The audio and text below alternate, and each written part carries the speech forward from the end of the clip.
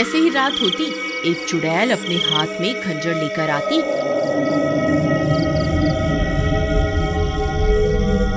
और जो भी औरत उसे सोती हुई मिलती, वह चुड़ैल उसकी चोटी काट कर वहां से चली जाती। किसी को ये समझ नहीं आ रहा था कि ऐसा क्यों हो रहा है। फिर एक दिन, अरे भगवान, अपने बालों को छुपा कर रखो, पूरे गांव में चोटी काटने की घटना बढ़ती ही जा रही है। कहीं उस चुड़ैल की नजर तुम्हारे लंबे बालों पे चली गई तो वो तुम्हारी चोटी काट कर ले जाएगी। अजी, आपको घबराने की कोई जरूरत नहीं है। किसी चुड़ैल की इतनी हिम्मत कहाँ कि वो मेरी चोटी को हाथ भी लगा सके। अच्छा, ये बात है। जैसी तुम्हारी मर्जी। मेरा काम था तुम्हें होशियार करना। अगर चोटी कट गई तो फिर मेरे पास रोते हुए मत आना। इतना बोलकर भीमा वहां से चला जाता है। फिर रात होने पर वह चोटी काटने वाली चुड़ैल फिर से गांव में आती है। वह अपने शिकार को इधर उधर ढूंढ रही होती है। तभी उसे एक घर की खिड़की से एक औरत सोती हुई दिखाई देती है। वह चुड़ैल उस घर में घुस जाती है और उस औरत की चोटी काट लेती है। जैसे ही औरत की चोटी कटती है, उसकी नींद खुल जाती है। हे भगवान, ये चुड़ैल अंदर कैसे आ गई? हाय, मेरी चोटी कहाँ गई? अरे मर गई रे, इसने तो मेरी चोटी काट ली। तभी वह चुड़ैल उसकी चोटी को लेकर वहां से उड़ जाती है। तभी वह औरत उसका पीछा करती है, लेकिन वह चुड़ैल अंधेरे में कहीं गायब हो जाती है। तभी उसका पति भी उसके पीछे पीछे वहां आ जाता है। क्या हुआ मीना, तुम अचानक इतनी रात को यहाँ क्यों भाग कर आ गई? देखिए ना, इस चुड़ैल ने मेरी चोटी ही काट दी और न जाने अंधेरे में कहाँ गायब हो गई है। हे भगवान, ये क्या हो गया? तुम तो ठीक हो ना? उसने तुम्हें तो कोई नुकसान नहीं पहुंचाया ना? फिर वे दोनों उदास मन से वापस अपने घर आ जाते हैं।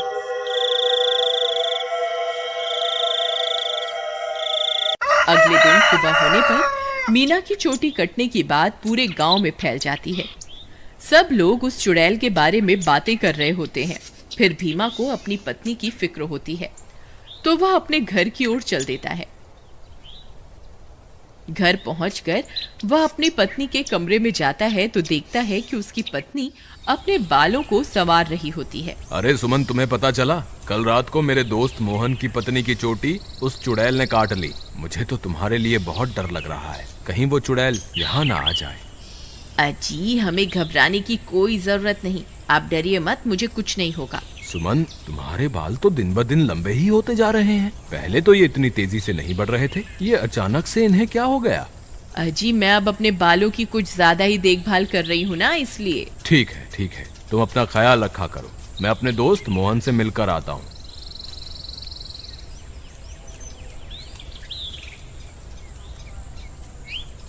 अरे भाई मोहन, तुम कैसे हो? भाभी के बारे में पता चला, सुनकर बहुत दुख हुआ। क्या बताऊं भीमा भाई, जब से मीना की चोटी कटी है उसका तो रो रो कर बुरा हाल है। और बताओ, सुषमा भाभी तो ठीक है ना? अब तुम्हें भाभी का बहुत ज्यादा ख्याल रखना होगा, कहीं चुड़ैल उन्हें अपना अगला शिकार न बना ले। तुम सही कहते हो भाई, मुझे भी बहुत फिक्र हो रही है। ठीक है, अब मैं चलता हूँ। तुम अपना और मीना का ध्यान रखना। फिर इतना बोलकर भीमा वापस अपने घर आ जाता है।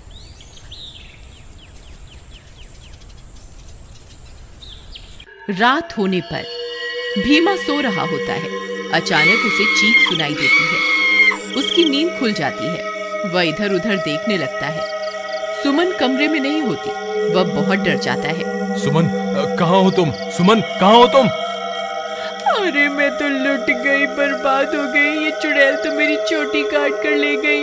हाय, मैं तो लुट गई। अरे, ये किसकी आवाज है? लगता है चुड़ैल ने फिर से किसी औरत पर हमला कर दिया है। मुझे बाहर जाकर देखना होगा। फिर वह भागकर बाहर जाता है और देखता है कि बाहर कुछ गांव वाले खड़े होते हैं।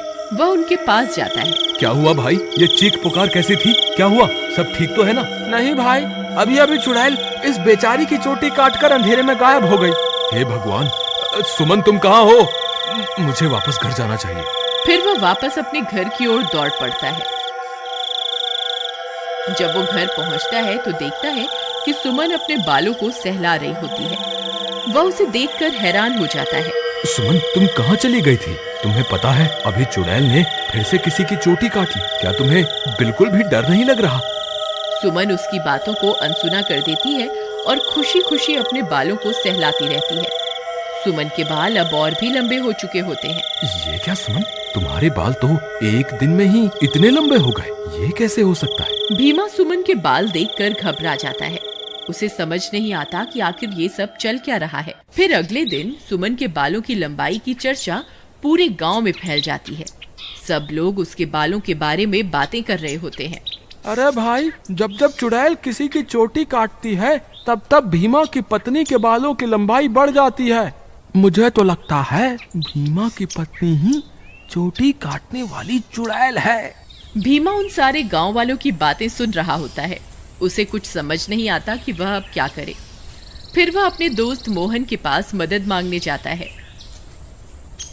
मोहन भाई, मुझे लगता है सुमन ही चुड़ैल है जो गांव में सबकी चोटी काट रही है। तुम ऐसा क्यों कह रहे हो भाई? भाई, जब जब किसी की चोटी कटती है तब तब सुमन की बालों की लंबाई बढ़ जाती है। और कल जब चुड़ैल का हमला हुआ तब सुमन अपने बिस्तर पर भी नहीं थी, फिर अचानक पता नहीं कहां से आ गई। अगर ऐसा है तो हमें कुछ ना कुछ करना होगा। तुम आज रात को सोने का नाटक करना, फिर जैसे ही भाभी घर से निकले तुम उसका पीछा करना, तब दूध का दूध और पानी का पानी हो जाएगा। मोहन भाई, तुम भी मेरे साथ मेरे घर चलो, तुम वहीं छुप जाना, फिर हम इसे रंगे हाथों पकड़ेंगे। ठीक है, चलो फिर।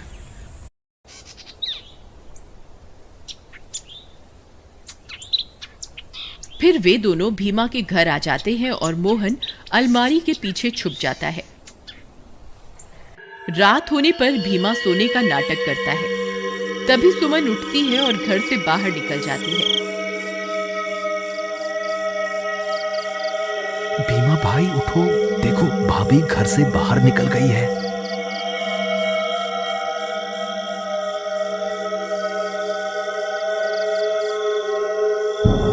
सुमन थोड़ी दूर जाते ही चुड़ैल में बदल जाती है और अपने शिकार की तलाश करने लगती है। भीमा और मोहन की आंखें फटी की फटी रह जाती हैं। भीमा भाई, तुम्हारा शक सही निकला, तुम्हारी बीवी तो चुड़ैल निकली। मोहन भाई, अब क्या करें? ये जरूर अपने शिकार की तलाश में निकली होगी। अगर हमने इसे नहीं रोका तो आज ये फिर से किसी की चोटी काट लेगी। लेकिन भीमा भाई, भाभी सबकी चोटियां क्यों काट रही है? मुझे क्या पता भाई, जब तू अपनी भाभी से मिलेगा तो पूछ लियो। चलो इसका पीछा करते हैं। थोड़ी दूर उसका पीछा करने पर चुड़ैल एक जगह पर रुक जाती है। फिर वह इधर उधर अपने शिकार की तलाश करने लगती है। तभी चुड़ैल की नजर एक घर पर पड़ती है और वह उस घर में घुस जाती है।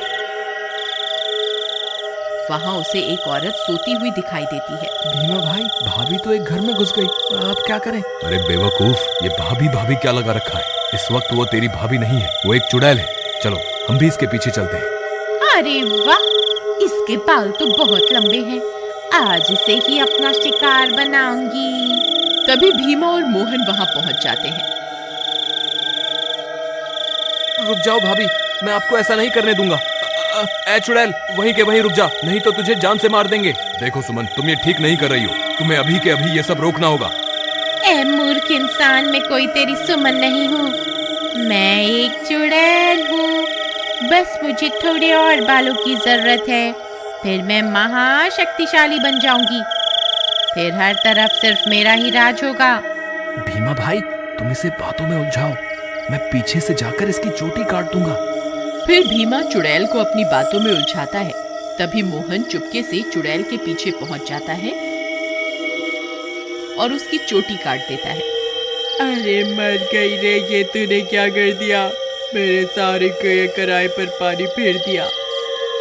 चोटी कटते ही चुड़ैल की सारी शक्तियां खत्म हो जाती हैं और सुमन चुड़ैल के चंगुल से आजाद हो जाती है।